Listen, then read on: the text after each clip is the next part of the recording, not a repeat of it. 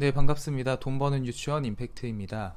오늘은 이제 변액연금 보험 상담 사례를 통해서 변액연금에서는 좀 주로 뭘 신경 써야 되는지 이런 부분을 중점적으로 알아볼 텐데요. 일단 상담 의뢰하신 분의 내용은 이랬어요. 신랑분 앞으로 변액연금이 가입이 돼 있는데 이거를 2022년에 연금 개시하면 연금액이 얼마가 나올까요? 이런 질문을 저한테 던지셨거든요. 처음엔 좀 의아했습니다. 사실 연금액 얼마 나오냐 이거는 그냥 콜센터에 문의하시면 가장 정확하고 빠르게 안내를 받을 수 있어요. 뭐 전화 한 통이면 되는데 이걸 저한테 물어보셔서 이분이 나이가 좀 있으신가 생각을 했는데 알고 보니까 변액보험이라서 콜센터에서도 저희도 잘 모르겠다는 답변을 받으신 거예요. 왜냐면 변액보험이라는 게 펀드 운영 성과에 따라서 내가 받을 수 있는 연금액이 달라지는 거다 보니까 콜센터에서도 좀 정확한 답변을 주기가 애매했던 거죠. 그래도 이제 뭐 최저 보증 기준으로는 좀 알려줄 수가 있었을 건데 요거는 조금 응대가 많이 아쉬웠고요. 그래서 제가 고객님한테 똑같은 말씀을 드렸어요. 변액이기 때문에 저도 수익률을 예상해서 답변 드리긴 어렵고 최저 기준으로 산출해 보는 건 가능할 것 같다 라고 말씀드리니까 뭐 그렇게라도 좀 부탁드린다고 뭐 간곡히 얘기를 하시더라고요. 그래서 일단 상담 의뢰를 받았기 때문에 뭐 내용을 좀 봐야겠죠. 받은 증권 내용은 이렇습니다. 일단 상품명은 대한변액연금보험이라는 상품이었고 가입 시기가 2006년이었어요.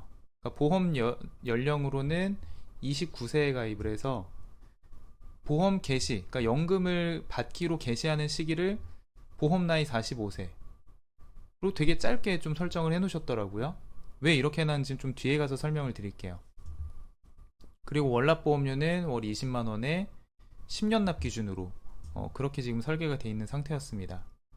그래서 변액보험을 가지고 계신 분들은 신경 쓰실 게 크게 한 두 가지 정도 돼요. 뭐 사업비는 건너뛰고 이제 보증 기능이라는 게 있고 펀드 기능이라는 게 있거든요. 근데 요거 두 가지를 좀 신경을 써야 돼요. 보증 기능은 안정성과 연관이 되어 있는 거고 펀드 기능은 수익성과 연관이 있는 겁니다. 그래서 이거를 확인하는 방법은 뭐 설계사분한테 물어볼 수도 있지만 뭐 물어보셔도 잘 모르실 수 있으니까 제일 정확한 건 해당 보험회사 홈페이지에 가서 상품 공시실에 가가지고 직접 상품명을 검색하고 약관을 다운로드 받으면 확인할 수가 있습니다. 그래서 약관에 보시면 이런 식으로 보증 기능에 대한 설명이 자세히 나와 있어요. 그러니까 지금 의뢰하신 분 같은 경우는 대한변액연금보험이었는데 이 상품의 경우 연금을 개시하기 전까지는 보증이율이 당연히 없습니다. 펀드 수익에 따라서 운영이 되는 거기 때문에 보증이율이 당연히 없고 연금을 개시하고 나서는 보증이율이 연 2%로 굴러가요. 그리고 연금을 개시하는 시점에 적립금이란 게 있잖아요. 이 적립금은 최소 원금만큼은 보증을 하게 되어 있습니다. 이 기능이 왜 있냐면 아무래도 변액 상품이라는 건 펀드 운영 수익에 따라서 움직이는 건데 위험성이란 게 있잖아요. 펀드라는 건 플러스가 될 수도 있지만 마이너스가 될 수도 있는 거니까. 근데 애써서 내가 15년, 20년, 30년 기다려가지고 연금을 타려고 그랬더니 보험회사에서 하는 얘기가 죄송합니다. 저희가 운영을 잘못해서 원금이 반토막이네요. 이러면 고객분이 얼마나 허망해요. 그러니까 모든 변액 연금보험이란 글자가 들어간 상품들은 약관에 보면 최저연금 적립금이라 그래서 무조건 내가 낸 보험료는 최소 보증하는 기능이 기본적으로 탑재가 돼 있어요. 이게 이제 이 상품에 있는 보증 기능이 전부입니다. 네, 원금 이상은 보증하지 않아요. 그럼 수익성은 뭐 얼마나 있을까? 펀드 기능을 좀 살펴보면 뭐 채권형도 있고 혼합형도 있고 뭐 가치주 혼합형 여러 가지 펀드가 있는데 자, 그 약관을 보실 때 채권형은 이게 저위험 저수익이라고 보시면 되고요.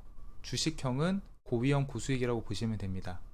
왜 이렇게 분류하는지 이해까지 하실 필요는 없고 채권이란 말이 들어가면 수익률도 낮고 대신 그렇게 위험하지도 않은 거구나 이해하시면 되고요. 주식형은 높은 수익률을 기대할 수도 있지만 대신 그만큼 좀 위험한 거구나 이렇게 이해를 하시면 됩니다.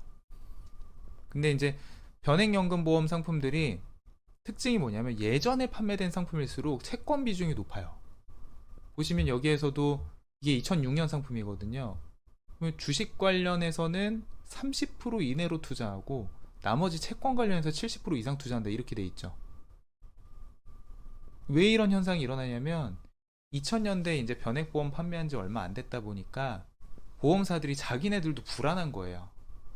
아, 이거 연금 개시할 때 원금은 무조건 보증을 해줘야 되는데 주식 쪽으로 많이 투자를 하자니까 자기네들도 조금 뭔가 불안하고, 그러니까 채권 비중을 의무적으로 50% 70% 이상 넣게끔 이렇게 가입을 시켰던 겁니다. 뭐 요즘 나오는 상품들은 100% 주식형으로 들어갈 수 있는 것들도 나오고 있는데 그것과는 좀 많이 이제 대조적이죠. 어쨌든 뭐 이 상품 같은 경우는 채권 비중이 높기 때문에 좀 안전한 대신 수익도 저수익이다. 그러니까 장기적으로 좋은 수익률을 기대하기가 어렵습니다. 특히나 뭐 우리나라가 장기적으로 저금리 기조인 부분을 고려하면 더더욱이 물가 상승을 겨우 해지할까 말까 이 정도 수준이라고 예상이 돼요. 그러니까 다시 정리하면 보증 기능은 펀드 수익 관계없이 원금만큼은 보증을 해주게끔 돼 있고요. 수익성을 보는 펀드 기능은 채권 위주로 돼 있기 때문에 장기적으로 굉장히 높은 수익을 기대하기는 어렵다라는 거죠. 근데 일단 고객님이 물어보신 거는 그래서 최저 기준으로 받을 수 있는 연금액은 얼마 정도일까요? 라는 질문이었잖아요.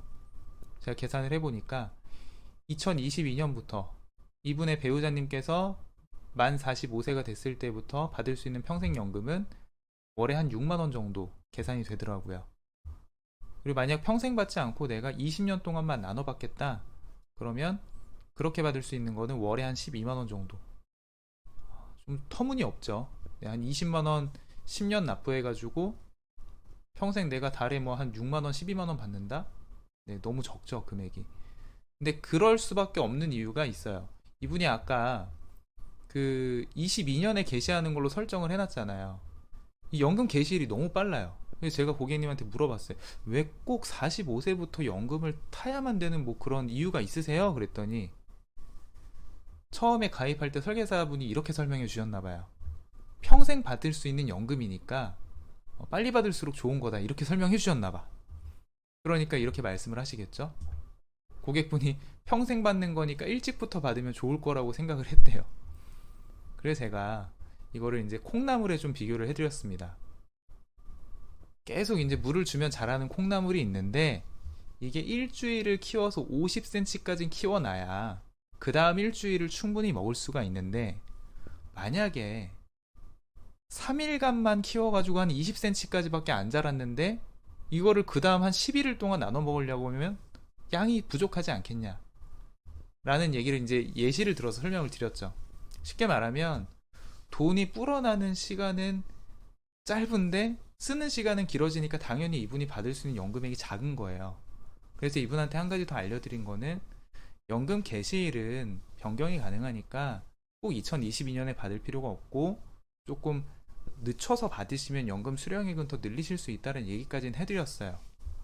근데 이제 고객분이 생각하신 게 연금액이 얼마 안 되면 대출금 상환하려고 이 얘기까지 하셨잖아요. 그러니까 뭐 이후에 어떻게 하셨을지는 뭐 고객님이 알아서 결정을 하셨을 것 같고, 다시 상품으로 돌아와서 이 대한변액연금 상품으로 돌아와 보면 결국 펀드에 대한 수익성은 좀 기대 수익이 낮고 보증 기능도 썩 그렇게 좋은 편은 아니잖아요. 원금만 보증하는 건데.